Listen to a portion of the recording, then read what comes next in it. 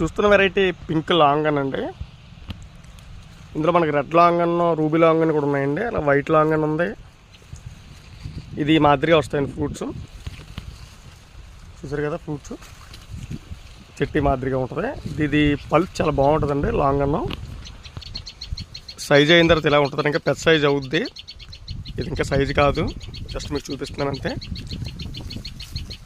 ఇలా ఫుల్గా పూత అయితే వచ్చేస్తుంది లాంగన్కి, పింక్ లాంగన్కి. ఇది ఫుల్గా గుత్తు కాసినటువంటి చెట్టు అండి. ఈ మాదిరి గుత్తు కాస్తుందండి, ఇలా కాస్తుంది ఫుల్గానే.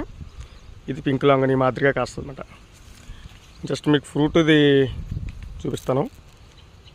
ఇది ఏదో మొత్తం మీద డ్యామేజ్ అయిన ఫ్రూట్ ఈ మాదిరిగా ఉంటుంది. పల్ప్ చూసారు కదా,